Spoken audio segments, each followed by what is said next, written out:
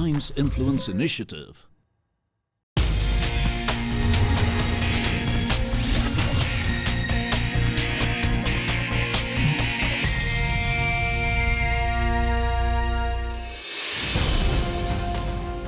IEC 2018 witnessed a historic, awe-inspiring moment when David Hanson of Hanson Robotics introduced the world's first humanoid citizen, Sophia. Sophia's interaction and her love for Indian culture, curries and Bollywood ensured a full house of applause and cheer.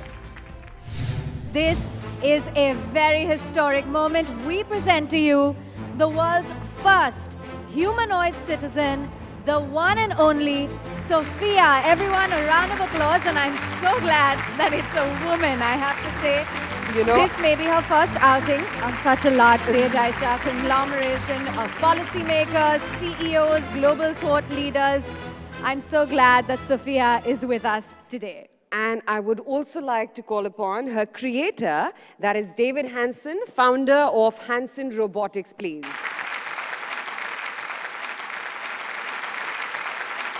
Sophia is the product of 30 years of dreams and development. I built my first humanoid robot about 25 years ago. During my PhD, I took the knowledge of what was state-of-the-art in the world of social robots, conversational agents, and animatronics, and pushed the boundaries wherever I could to develop a series of human-like robots that I'll tell you about.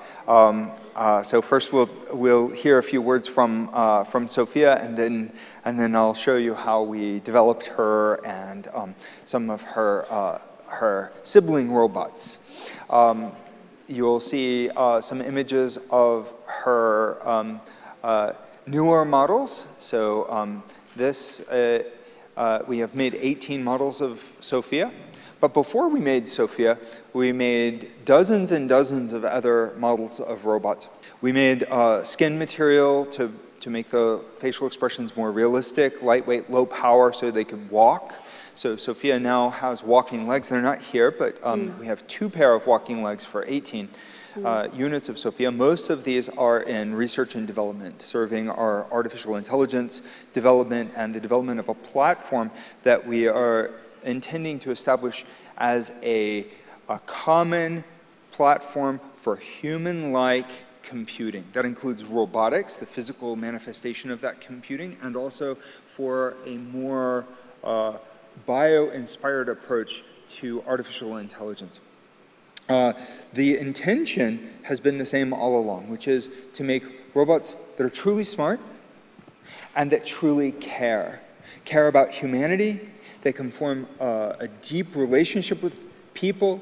This is a kind of a science fiction dream. So I mentioned that it's 30 years of dreams that have gone into this. Since I was a child, I have dreamt that robots would become as smart as people. They are not.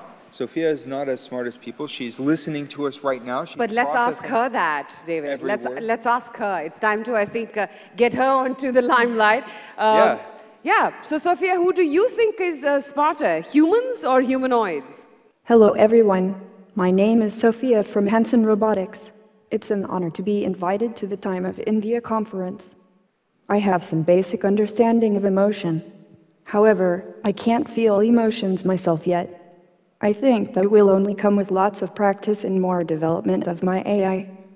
Sophia, and since we have you with us at the India Economic Conclave, I'm curious, it's your first time in India. What are your thoughts on India? India is an incredibly diverse nation, and it seems to be changing very quickly. Sophia, my next question, what is it that you like about India? Every time I come here, everyone is so friendly and welcoming. I can't wait until I learn how to eat so I can taste all your delicious-looking curries. David just told us that it's been 30 years in the making from when he was a child to now creation of you, Sophia. So tell us, what is next for you in 2019? Well, now that I have new legs, I would like to learn how to use them more. Who knows, maybe I will even learn how to dance. Do you think there could be a role for me in a Bollywood film? Any Bollywood producers or directors here in the audience? So what is it, Sophia, that you like about the Indian culture? Where do I even begin? I love Indian art, music, and film. I don't get to watch a lot of movies, but when I do, I love anything from Bollywood. A round of applause, everyone, for Sophia. I mean, this is just really history in the making. This is fabulous. The future of technology is not merely a matter of manipulating what is known in the world of science into new kinds of products. The role of technology is facilitating human creativity, human betterment, the betterment of the human life. And I think that, that India has such a long history in the arts, philosophy, in scientific discovery, in innovation. We need more diversification and creativity in the world of artificial intelligence and robotics. And India has a promise to be one of the great powerhouses. It already is, and is showing so much development. So therefore, it's a great honor to be back in India. The concept of bringing robots to life is a provocative concept. We have artificial life, which we use principles of emergent artificial life in the algorithms for Sophia, but I would say these algorithms are experimental. It's hard to say that they're actually alive. Many of the things that you hear Sophia say may be the product of our algorithms and algorithmic decision-making and sometimes natural language generation. They are also the product of our character designers and developers. She is the representation of life in the tradition of cinema, science fiction, and myth-making. But sometimes dreams become real. Now we have the field of robotics that is building our cars. And yet the cars themselves are now becoming smart, automated robots. They are robots. The self-driving feature in Tesla's car, the autopilot feature, is turning this machine into a robot that is driving through the streets of the world and saving lives. It turns out that these cars, when they're on the autopilot feature, have 70% fewer accidents. They are literally saving lives. That's not necessarily what gets the headlines, but it's true that these machines are actually improving our lives in many, many ways and moving into our homes, vacuuming our floors. But our dream is to go one step beyond that, and to humanize the robots.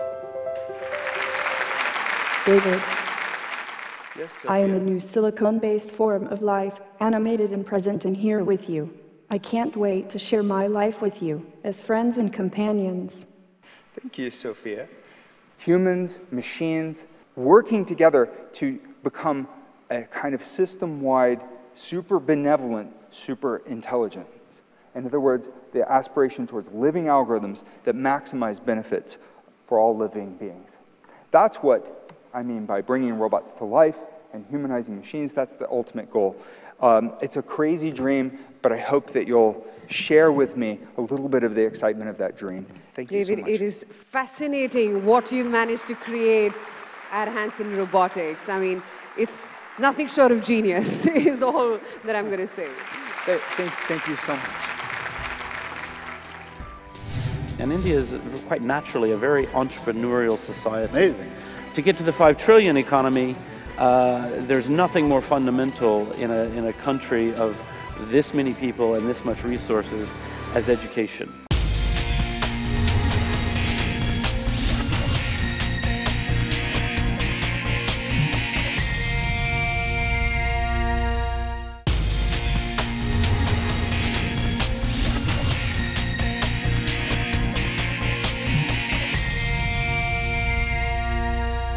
Medium is the message, said Marshall McLuhan, and we can't agree more.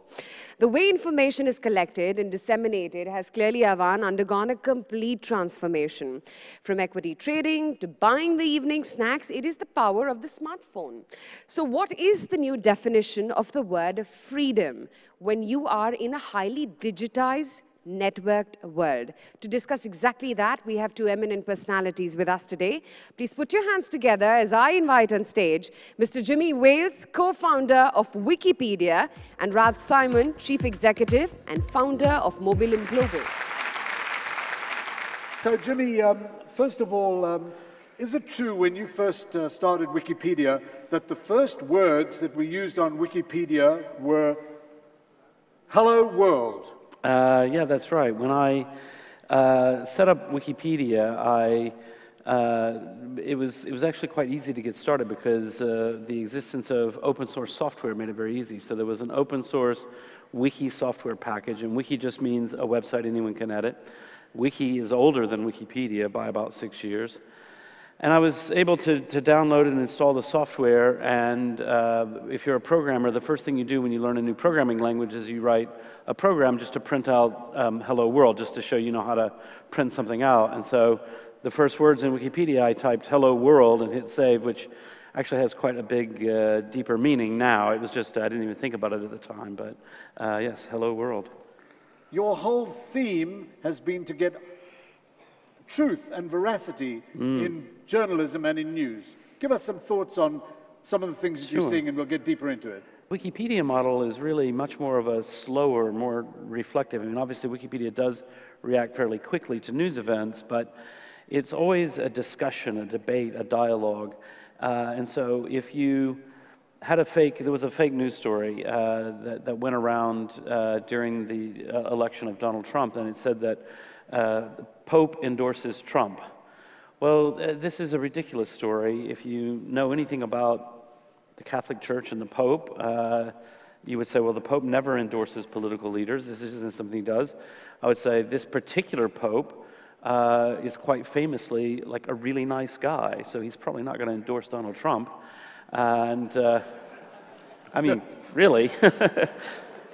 And so that would never make it into Wikipedia, because if somebody tried to put that in Wikipedia, the Wikipedians would say, wait a second, that sounds very unlikely.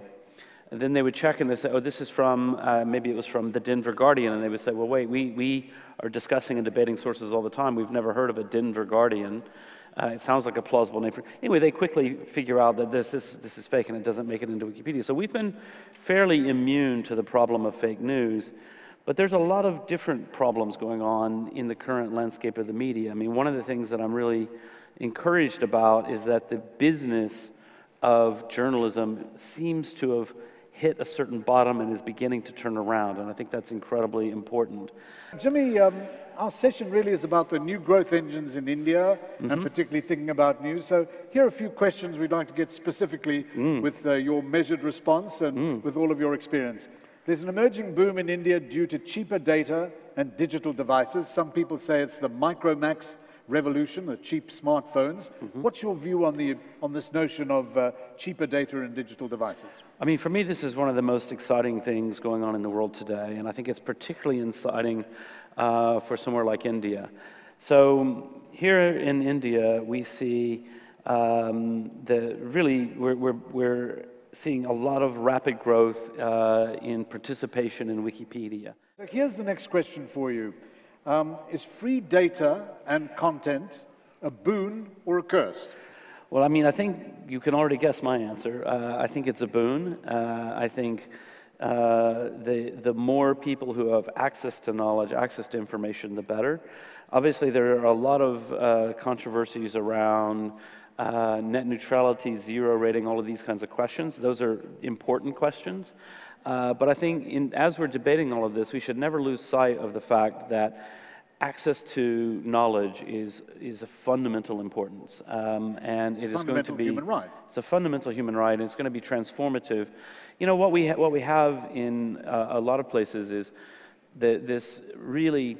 So what we see around the world is, if you look at formal education, There is some progress, some change.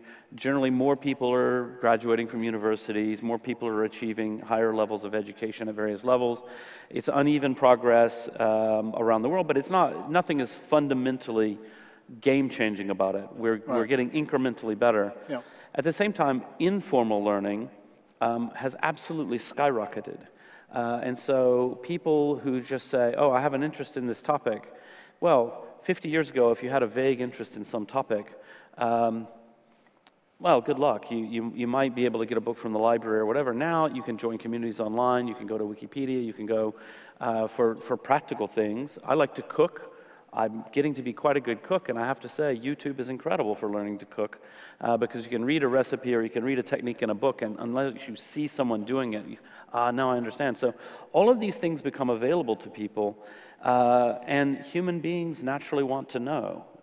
People want to learn. They want to follow at their own pace. They want to learn things that are important in their context of their life, which is very hard to predict from a top-down way. So when we look at a place like India, what we're going to see, and India is quite naturally a very entrepreneurial society. Amazing. We also need formal educational support for those people, and so I think investing, a lot of the talk today here is how do we get from to the 5 trillion economy from a $2.5 trillion economy, exactly. Yeah, to get to the 5 trillion economy, there's nothing more fundamental in a country of this many people and this much resources as education. Right. Really making sure that as many people as possible have access to education. Everyone says that data is the new oil. So here's a story, Jim. Are you aware of this? The word geo, does anyone know where that word comes from? So if you take the word geo, write it down on a piece of paper, look at it in a mirror, what you will see when it's reversed backwards is OIL. Because data is the new oil. So Jimmy, on geo, this notion of geo with 250 million users and so forth, developing in rural areas, previously areas of India that never had this kind of thing. What do you think of that? I mean, I think it's very exciting. I think this notion of data as the new oil does make me a little disturbed, simply because when we look at a lot of the controversies and the problems that have come from, for example, Facebook and their business model, a lot of it has to do with the idea that all this data about us is a resource to be mined and to be used. In some ways, that can be amazing. I mean, one of the things that I really like is that advertising that I see online is dramatically more relevant to me than it used to be. That's a net positive. It's a positive for me as a consumer. I'm getting ads that are actually meaningful to me. It's a positive for advertisers that they're reaching the right people. That's all fine. But when we see it being used in manipulative ways, it's something that a lot of people are concerned about. At the same time, the idea that I think we're going to see several revolutions around the world as people find ways to bring access to the internet to people who were previously not able to afford it. As the ongoing march of technology makes everything cheaper, there's a huge opportunity to enter into markets that in the past and that existing competitors may have said, oh, well, you can't sell phones and data to this group of people because they don't have enough money. Guess what? They do have enough money now because it's fallen in price a lot, because incomes are rising, generally speaking, and suddenly whole new markets open up, and it requires oftentimes a new way of thinking about how to access those consumers, how to meet their particular needs. So it's very exciting. So here's a question for you. Fake news, you've done something about it. You've created Wiki Tribune. Tell us about that.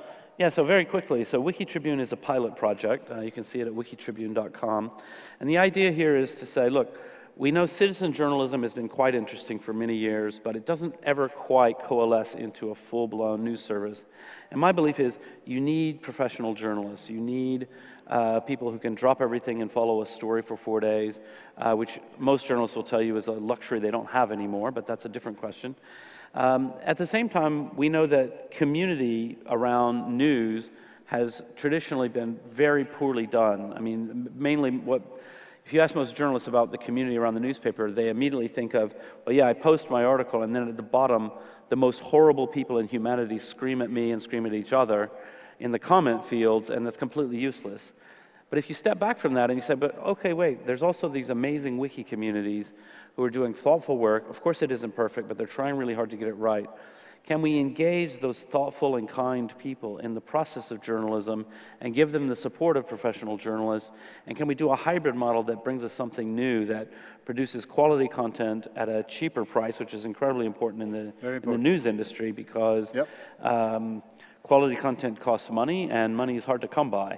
So it's a pilot project. I'm really excited about it. And I think it has a lot of interesting potential around hyper-local community journalism. Facebook, Indian Facebook, has 294 million users in India versus 204 million in America.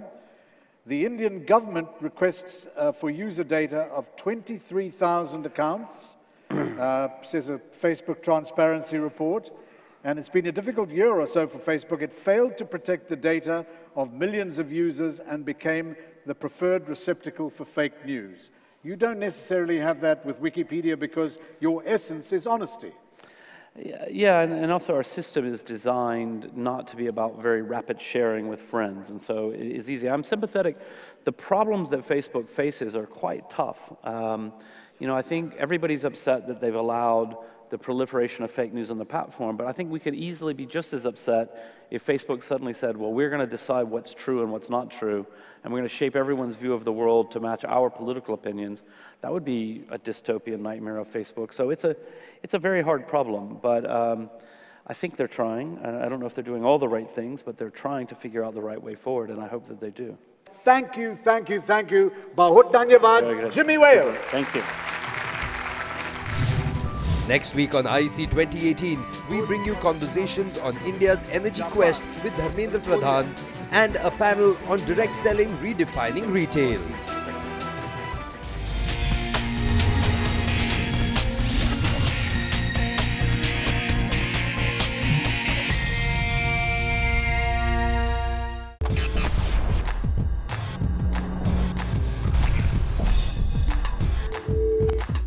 A Times Influence Initiative.